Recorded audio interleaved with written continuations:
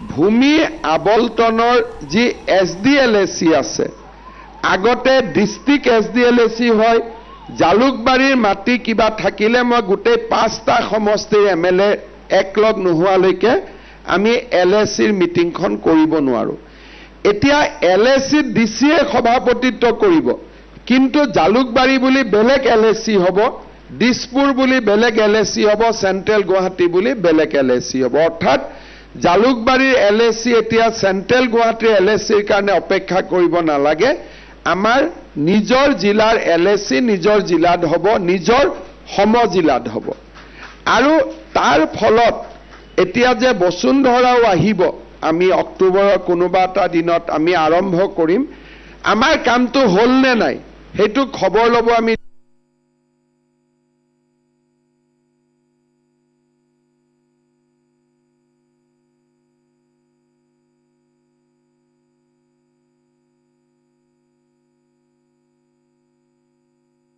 খনকৈ সমজিলাৰ এনেদৰে আজি শুভ উদ্বোধন কৰিছে মুখ্যমন্ত্ৰীগৰাকীয়ে উপস্থিত আছে মুখ্যমন্ত্ৰীগৰাকী জালুকবাৰীত আৰু আজিৰে পৰা সেই নতুন কাম কাজসমূহ আৰম্ভ হৈছে 18খনকৈ আমি সমাধান কৰিব পাৰিম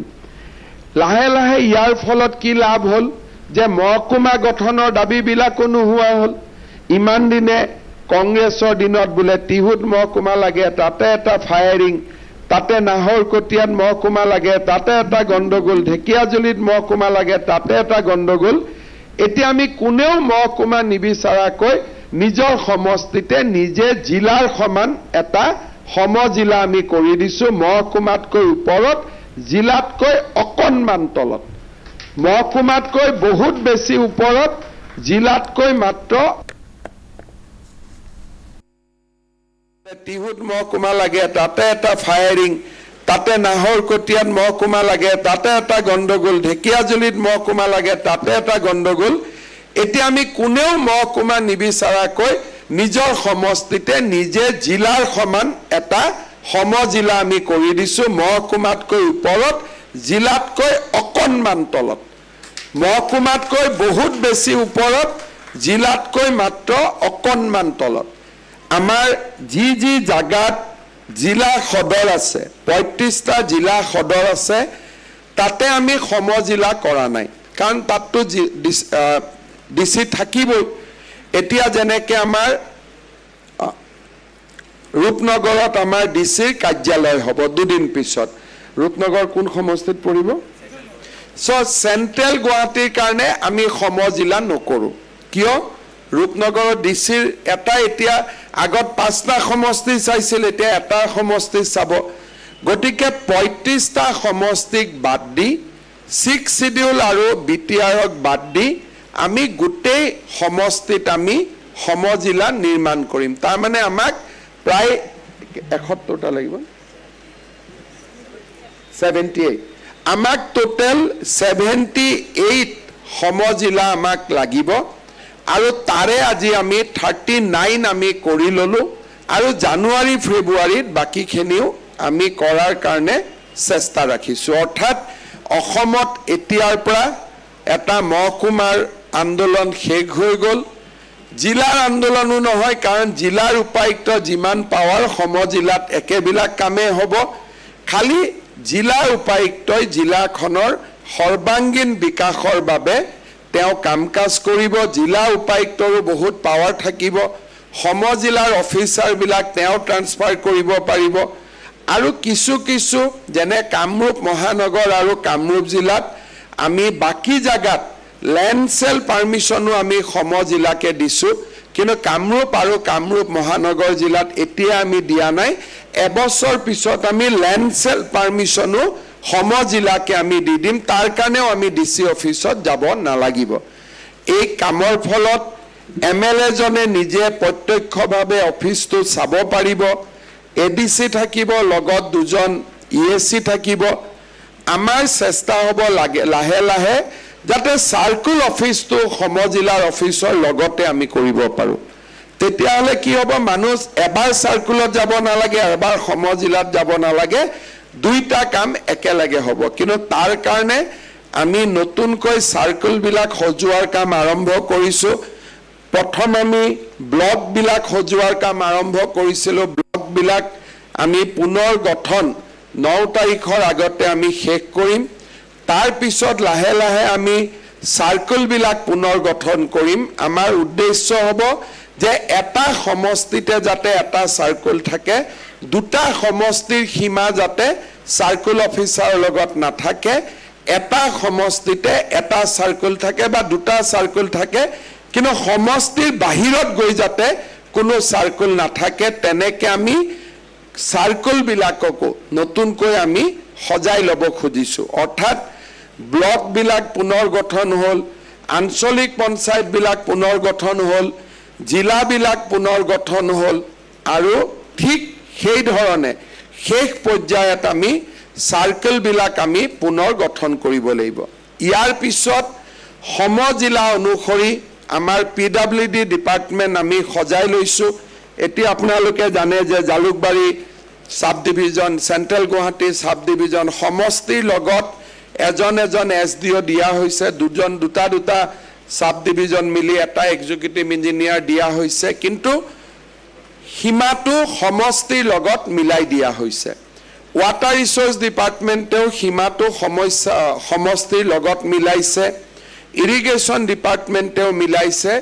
এতিয়া আমি নেক্সট পৰ্যায়ত এডুকেশ্যন ডিপাৰ্টমেণ্টৰ যিবিলাক অফিচ আছে সেইটো আমি সমজিলাৰ সীমাৰ ভিতৰত আনিব খুজিছোঁ, যাতে এটা সমজিলাৰ মানুহ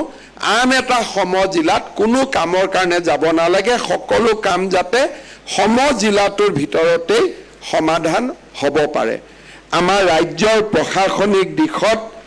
আজিৰ দিনটো বা আমাৰ সমজিলা গঠন এটা বহুত ডাঙৰ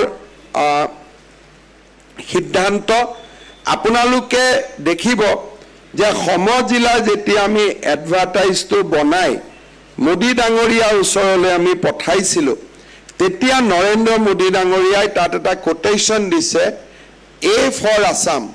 এনেকুৱা কাম আগত ভাৰতৰ কোনো জাগাত হোৱা নাই, আৰু তেওঁ নিজে লিখিছে যে এইটো ভাৰতৰ ভিতৰত প্ৰশাসনিক সংস্কাৰৰ ক্ষেত্ৰত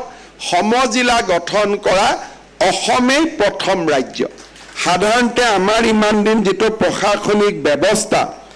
এই ব্যৱস্থাবিলাক আমি পশ্চিমবংগৰ পৰা, আৰু এক প্ৰকাৰ ক'ব গ'লে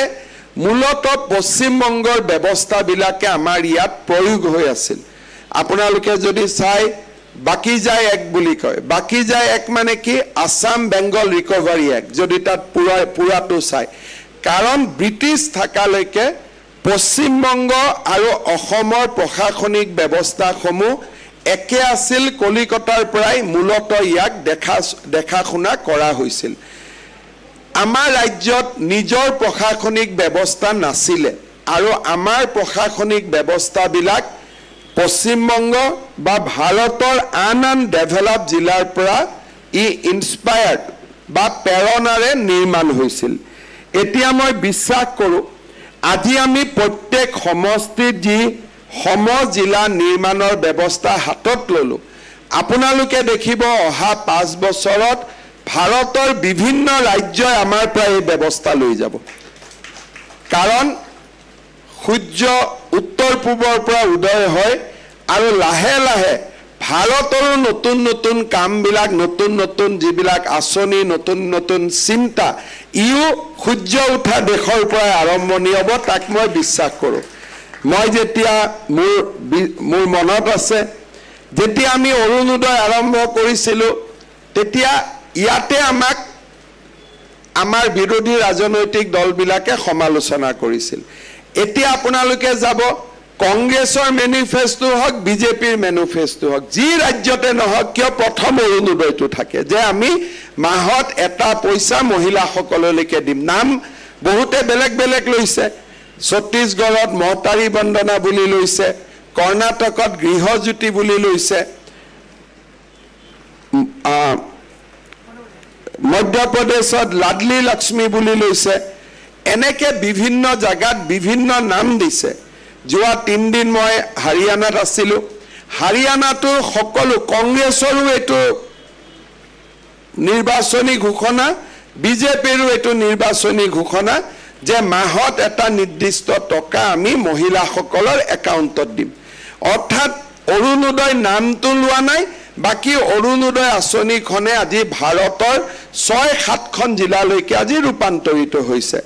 ঝাৰখণ্ডত কংগ্ৰেছ চৰকাৰ মাইয়া বুলি আঁচনি দিছে 1000 টকা মহিলাৰ বেংক একাউণ্ট কোনোবাই 1000 দিছে কোনোবাই 1250 দিছে কিন্তু মহাৰাষ্ট্ৰও এইটো আঁচনি আৰম্ভ কৰিছে মাহত 1500 টকা দিছে অৰ্থাৎ নিজৰ নিজৰ আৰ্থিক অৱস্থা চাই কোনোবাই 1000 দিছে কোনোবাই 1250 দিছে কোনোবাই 1500 দিছে কিন্তু সকলোৱে এই আঁচনিটোৰ বিষয়ে শিকিবলৈ প্ৰথম অসমলৈ আহে আমাৰ অফিচাৰ বিলাকৰ পৰা এইটো শিকি পেলাই নিজৰ ৰাজ্যত তাক ইমপ্লিমেন্ট কৰে ঠিক তেনেধৰণে আমাৰ খোৱা পানীৰ ক্ষেত্ৰত জলদূতৰ আমি ওপৰত যিখিনি কাম কৰিছো সেইটো আজি ভাৰতৰ গোটেই ৰাজ্যবিলাকে আমাৰ পৰা আহি ইয়াত শিকি যায় জালুকবাৰীৰ পৰা পোনপটীয়া সম্প্ৰচাৰ আছিল মুখ্যমন্ত্ৰীগৰাকীয়ে ইতিমধ্যে জালুকবাৰীত উদ্বোধন কৰিছে সমজিলাৰ আৰু সমজিলাৰ আৰম্ভ হোৱাৰ লগে লগে প্ৰশাসনিক ব্যৱস্থাটো কেনেধৰণে সংস্কাৰ হ'ব সেই সন্দৰ্ভতো বিশদভাৱে মন্তব্য কৰিছে